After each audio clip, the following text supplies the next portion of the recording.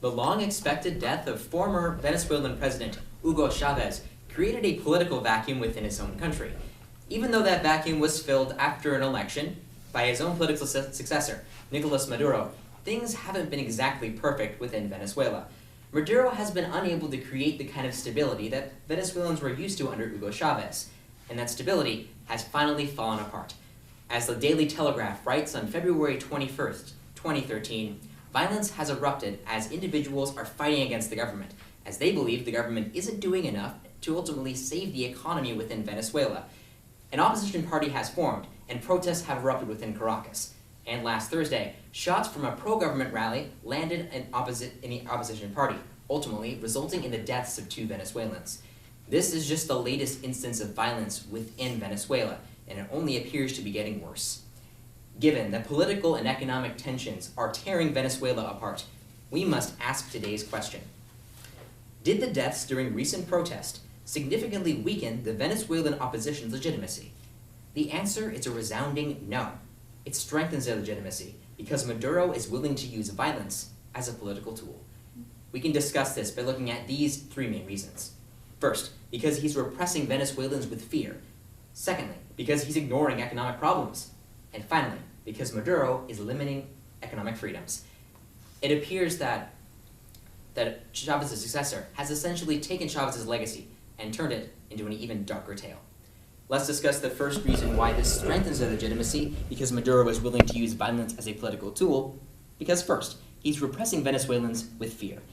As a London Independent writes on February 14, 2014, after the 2 deaths of those Venezuelans, essentially Maduro went on a public relations campaign, explaining that all of those who support the opposition party under Leopoldo Lopez are essentially fascists and are trying to take over the entire government. Clearly, when you go on state TV and say the opposition is fascist, maybe you're a little fascist. Simply put, Maduro doesn't know how to control Venezuela, which is why he is trying to use fear appeals in order to control his citizenry, which actually isn't working. As BBC writes on February 14, 2014, the opposition leader, Leopoldo Lopez, actually has the chance to solve some of these problems, because he actually has some platforms that may save some of the economic and political problems facing Venezuela. These include opening more free trade and expanding oil production within Venezuela, which would bring in the kind of money that would help Venezuela's economy finally even out. But unfortunately, just 2 days ago, after those 2 Venezuelans died, he was put on house arrest. It appears that Maduro is doing everything he can to limit any kind of political discussion within his own nation, because he is afraid of losing control. He is simply using fear appeals to try to control the Venezuelan citizenry, and even though this is working slightly, people are still willing to fight back, showing that it ultimately isn't effective. Maduro is essentially destroying his own legitimacy by being unable to govern, and this is only the natural reaction from the people of Venezuela. They want political change, and Maduro is showing that he doesn't know how to deliver it. But we can discuss the second reason why this strengthens the legitimacy of the opposition, because Maduro is willing to use violence as a political tool, because second, Maduro is ignoring economic problems. As the New York Times points out on February 14, 2014, Venezuela's inflation rate is arguably the worst in the world, as inflation last year went up 56.2%. This meant that if you were to buy a bread for, let's say, 100 pesos one day, a year later, it was at 152 pesos. Clearly, things are not going well within Venezuela. And as the news agency Itartas writes on February 14, 2014, Maduro has done nothing to curb this rampant inflation within Venezuela. Because inflation is increasing on nearly every single good, everyone from the bottom rungs of society all the way to the upper class are affected. And when you have average citizens who are struggling to have those basic needs met by getting food, water, and shelter, there is going to be some kind of political unrest. This is only the natural reaction of Maduro's inaction to all these economic problems, which is why doing nothing shows that he is losing legitimacy himself, and the legitimacy of the opposition under Leopoldo Lopez is actually increasing. Compared to his successor, Maduro has done nothing to boost the economy of Venezuela. At least Hugo Chavez tried to create trade deals with Cuba and Russia, which ultimately helped the economy of Venezuela. Maduro hasn't done any of this and has remained largely focused on domestic policies, which actually haven't helped the citizenry of Venezuela.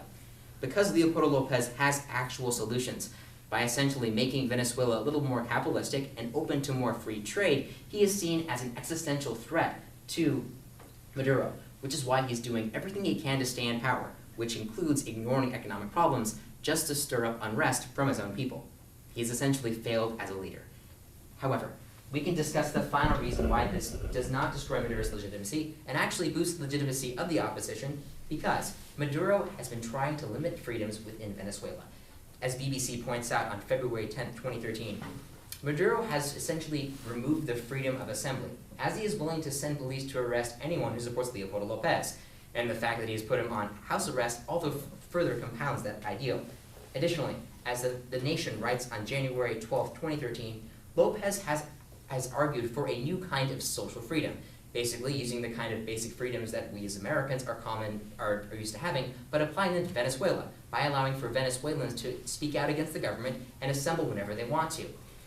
Essentially, Lopez is challenging nearly everything that Maduro has done in the past, trying to create a new Venezuela with freedom in mind. But Maduro doesn't know how to control these new radical ideals, which is why he is doing everything to make sure that Lopez does not get any political power and is willing to harm his own citizenry by limiting freedoms. So, returning to today's question, did the deaths during recent protests significantly weaken the Venezuelans' opposition legitimacy? The answer is a resounding no. It strengthens their legitimacy, because Maduro is willing to use violence as a political tool. And we discuss this by looking at these three main reasons. First, because he's repressing Venezuelans with fear. Secondly, because he's ignoring economic problems. And finally, because he's controlling his citizenry by limiting freedoms. Even though Hugo Chavez wasn't exactly the best political leader in the world, he at least knew how to control his nation, and was able to provide a level of stability to your average Venezuelan. But Maduro has largely failed as Hugo Chavez's successor, which is why things are slowly falling apart. If he continues on this road, things will not turn out well for the Venezuelan people.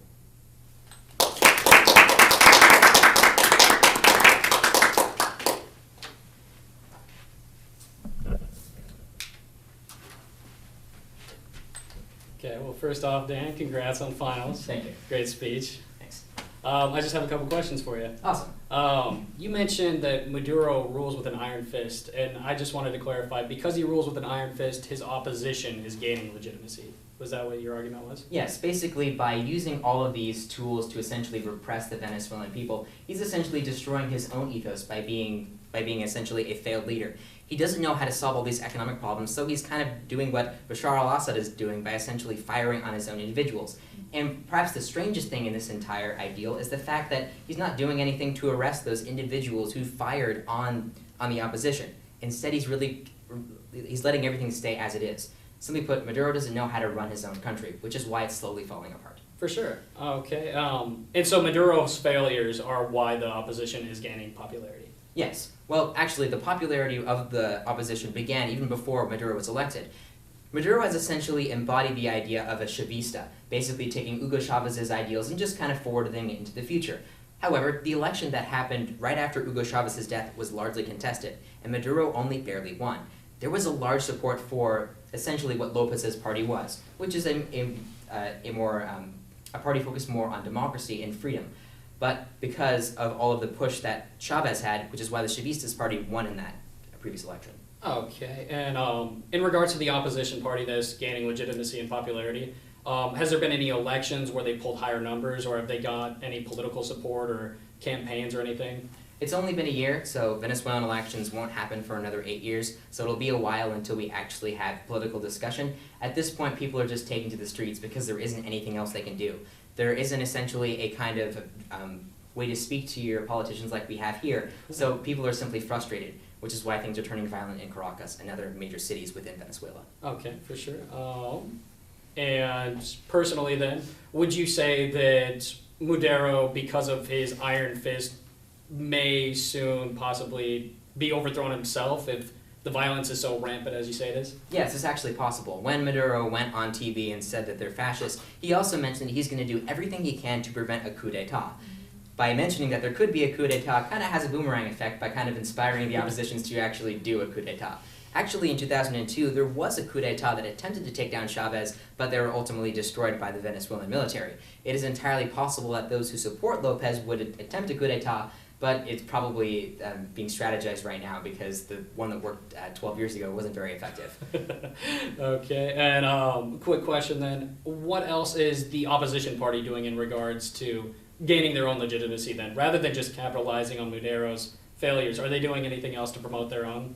At this point, not really. What they should be doing is establishing a variety of other candidates to put in their legislature so they have a kind of differing voice within the Venezuelan government. But given that there's just so much anger and rage, there isn't really much actual problem solving. It's just kind of raging on the streets, which doesn't really solve anything. Well, I hope it changes. Thank you very much, Dan, and congratulations again.